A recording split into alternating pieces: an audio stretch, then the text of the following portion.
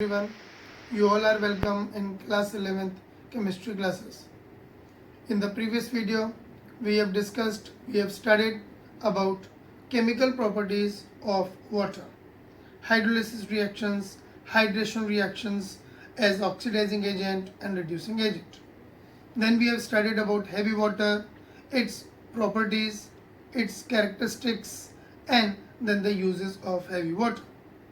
In today's video, we are going to study about hard water, soft water, and how the hard water can be converted into soft water and so on. So let us start our video. Next topic is hard and soft water. These are the two different type of waters which are available in the nature, and they have their own characteristic properties, and on the basis of that they can be used in different purpose. पहली बात, water which produces lather, lather मतलब झाग, foam with soap solution is called soft water, यानी जो पानी साबुन के साथ झाग देता है उसे हम लोग बोलते हैं soft water. Naturally occurring soft water में होता है रेन वाटर और डिस्टिल्ड वाटर, जो हम लोग बैटरी में डालते हैं इन्वर्टर की में, वो. Water which does not produces lather, जो झाग नहीं बनाता है with soap solution is called hard water. इसमें साबुन घिसते रहता है और लेकिन झाग नहीं बनाता है, तो उसको हम बोलते हैं हार्ड वाटर. हार्ड वाटर के एग्जांपल हैं sea water, river water, well water, pond water, lake water and so on. Underground water जो सबमर्सिबल से पानी मिलता है, मोस्टली वो हार्ड वाटर होता है. तो दो टाइप के वाटर हो गए, हार्ड एंड सॉफ्ट वाटर. अब पॉइंट ये है कि ये हार्डनेस आती क्यों है पानी के अंदर. ठीक है, तो अगली चीज़ हमारी समझने की है cause of hardness. It is due to presence of water soluble salts of calcium and magnesium. Calcium और मैग्नीशियम के जो वाटर सोल्यूबल सॉल्ट होते हैं उनकी वजह से हार्डनेस होती है. और वो कंपाउंड्स कौन से हैं? क्लोराइड्स, सल्फेट्स एंड बाइकार्बोनेट्स, यानी कैल्शियम को और मैग्नीशियम के कार्बोनेट, बाइकार्बोनेट, कैल्शियम और मैग्नीशियम के क्लोराइड और सल्फेट. ठीक है कि नहीं, ये रिस्पॉन्सिबल होते हैं हार्डनेस के लिए. तो जब हम इस हार्ड वाटर को सोप के साथ यूज़ करते हैं, तो सोप जो कि ऑलरेडी एक केमिकल कंपाउंड है, sodium salt of long chain carboxylic acid, वो इन कैल्शियम और मैग्नीशियम के सॉल्ट से रिएक्शन करता है और वो वाइट प्रेसिपिटेट यानी कि स्कम बना लेता है, जिसकी वजह से फिर लादर नहीं बनता है. ठीक है, तो क्लोराइड, सल्फेट और बाइकार्बोनेट, कार्बोनेट नहीं, कार्बोनेट इन एलिमेंट्स के कैल्शियम और मैग्नीशियम के जो हैं वो इनसॉल्युबल होते हैं. तो बाइकार्बोनेट, सल्फेट और chloride, these salts react with soap and forms white precipitate called as scum. इसकी एक जनरल रिएक्शन लिखी हुई है मैंने, M2 plus ion which represents calcium and magnesium reacts with soap. मैंने यहाँ पे एक एग्जांपल लिया है, सोडियम स्टीयरेट C17H35COONA, तो ये रिएक्शन करेगा C17H35CO होल ट्वाइस M, ये बन गया scum, white precipitate plus sodium ion. इसके बनने से सोप जो है वो लादर नहीं बनाता है और वो फिर क्लिनजिंग एक्शन नहीं शो करता है. ये बात बिल्कुल क्लियर है कि जो हार्ड वाटर होता है उसमें सोप का क्लीनिंग एक्शन कम होता है, क्योंकि बहुत सारे सोप यही स्कम बनाने में वेस्ट हो जाता है. ना टाइप्स ऑफ हार्डनेस, यानी कि हार्डनेस जो प्रेजेंट है वो भी दो प्रकार की है, दो टाइप की है. एक temporary hardness, it is due to presence of bicarbonates of calcium and magnesium, यानी इन दोनों के जो बाइकार्बोनेट्स होते हैं अगर वो प्रेजेंट है पानी में तो हम उसको बोलते हैं टेम्परेरी हार्डनेस.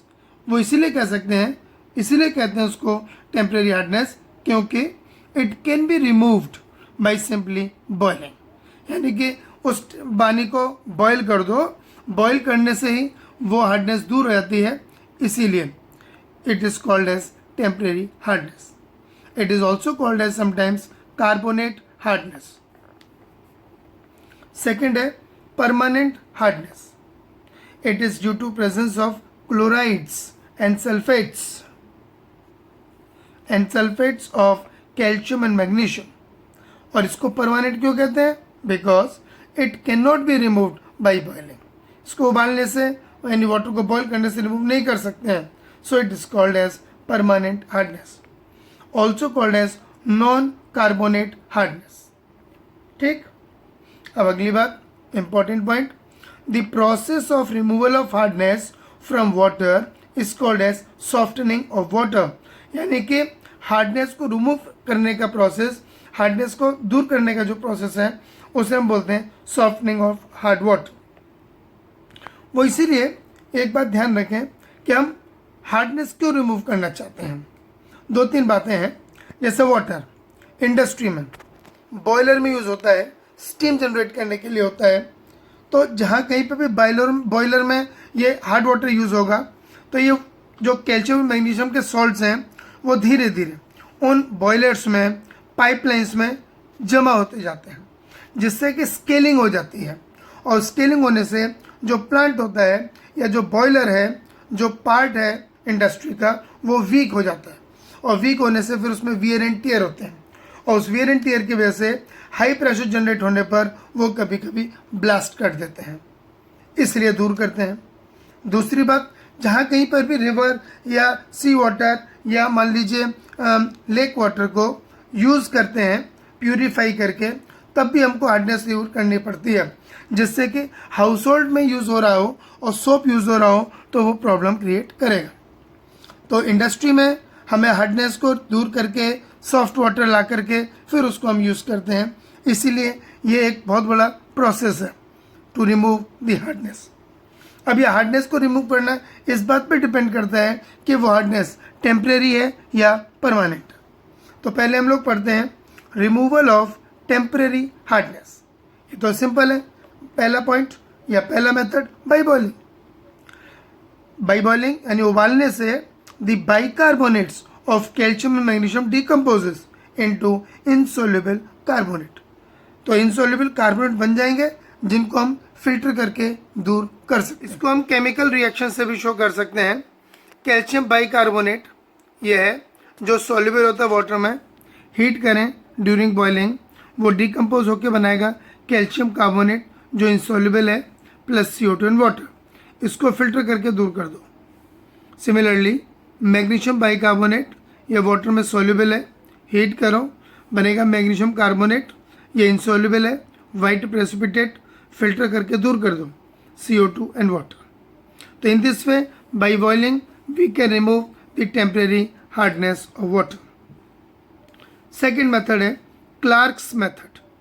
ठीक है. क्लार्क्स मेथड में क्या होता है, we add means by addition of calculated quantity of slaked lime. Slaked lime क्या है, कैल्शियम हाइड्रोक्साइड. तो जब हम इसको कैलकुलेटेड क्वांटिटी मिलाएंगे तो ये जो वाटर सोल्यूबल बाइकार्बोनेट है वो कन्वर्ट हो जाएंगे इनसोल्युबल कार्बोनेट के अंदर, जिसको हम फिल्टर करके दूर कर सकते हैं. रिएक्शन देख लें. Calcium bicarbonate react with slaked lime, calcium hydroxide to form insoluble calcium carbonate plus water. Similarly, magnesium bicarbonate soluble react with calcium hydroxide forms magnesium carbonate and calcium carbonate insoluble material white precipitate plus water. इनको हम filter करके दूर कर दें.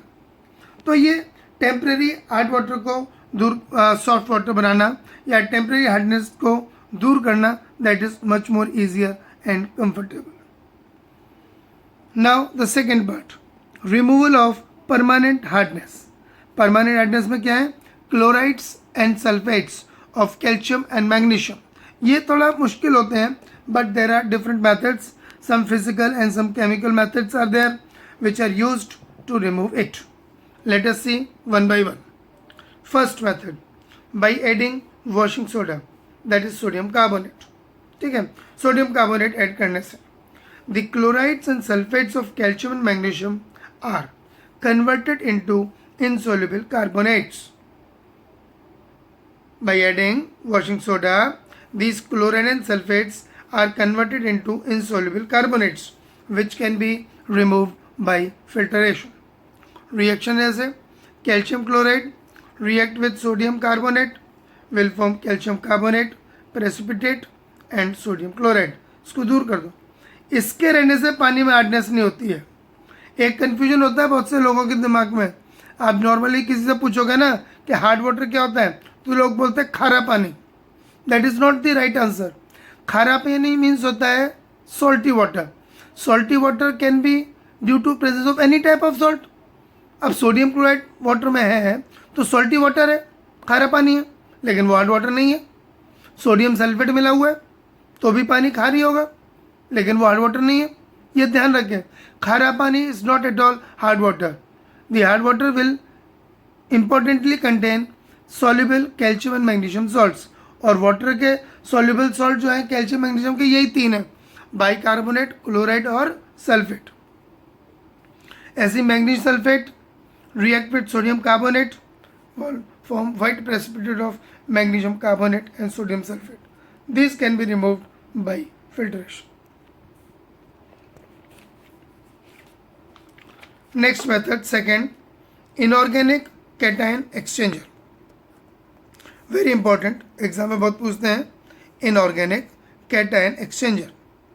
और ये होता है केमिकल. इस केमिकल का नाम है परमुटेट, PERMUTAT, परमुटेट, और पॉपुलरली कॉल्ड है जियोलाइट. इसीलिए इसका नाम और है जियोलाइट मेथड. मैं बताता हूँ ये क्या होता है.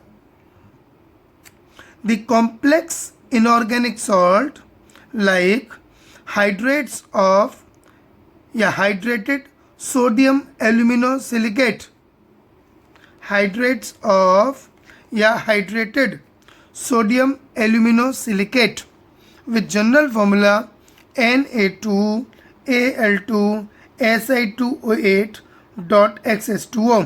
ये पूरा कॉम्प्लेक्स का फॉर्मूला है.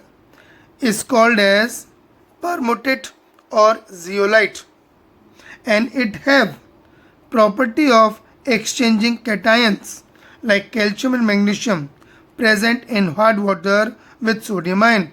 ये जो सोडियम आयन यहाँ पर हैं इस जियोलाइट के अंदर, ये इस कैल्शियम से, ये इस मैग्नीशियम आयन से एक्सचेंज हो जाते हैं अगर हम हार्ड वाटर को इसमें से पार करें.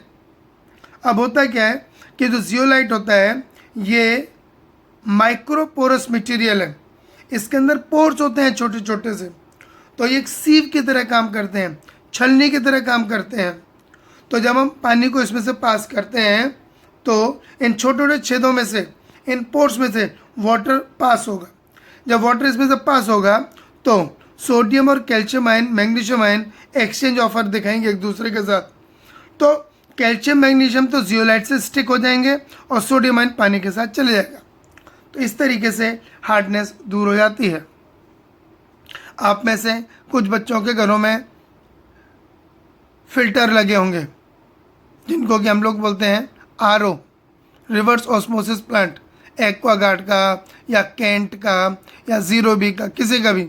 तो उसमें जो कैंडल्स लगी होती हैं जिनको वो लोग कैंडल बोलते हैं, है ना, उन कैंडल्स में से एक कैंडल में यही लगा होता है परमुटेट या जियोलाइट, जिससे कि अंडरग्राउंड पानी जो होता है उसमें अगर हार्डनेस होगी, जो एक्स्ट्रा सॉल्ट होते हैं वो उससे दूर हो जाते हैं. तभी वाटर का टेस्ट और फ्लेवर चेंज हो जाता है. करते क्या है इसमें, द परमुटेट या zeolite is loosely packed in a big tank over a layer of coarse sand. ठीक है, इसको अभी मैं फिगर से बताता हूँ. When hard water rises up, जब वो पानी ऊपर की ओर चढ़ेगा slowly the cations are exchanged. इसको फिगर से समझ लो. इधर ये फिगर देख लें अच्छे से. ठीक है, ये टैंक है, आयरन का टैंक है. ये पूरा ये आयरन का टैंक है. सबसे नीचे यहाँ पे भर रखा है मैंने कोर्स सैंड. सैंड मतलब समझते हो ना, चंबल सैंड जो आपको बाहर मिलती है, जो वो भरी हुई है. अब इस सैंड के ऊपर यहाँ पे थोड़े से ग्रेवल्स हैं. ठीक है ना, ये ग्रेवल्स हैं ये. और फिर यहाँ पे परमुटेट भर दिया पूरे में. ये परमुटेट जो होता है ना जियोलाइट, वो रेजिनियस मास होता है, रेजिन की तरह मास होता है, कोई हार्ड नहीं होता है, माइक्रोपोरस होता है और रेजिनियस मास होता है. अब ये पाइप है, ये बिल्कुल बीच में से होके जा रहा है और यहाँ नीचे तक खुला रहता है। ये वेस्ट वाटर के लिए पाइप है, इसको अभी बंद करके रखेंगे। तो ये पाइप पूरा का पूरा नीचे तक आता है। अब इस पाइप के थ्रू हम हार्ड वाटर सप्लाई करेंगे।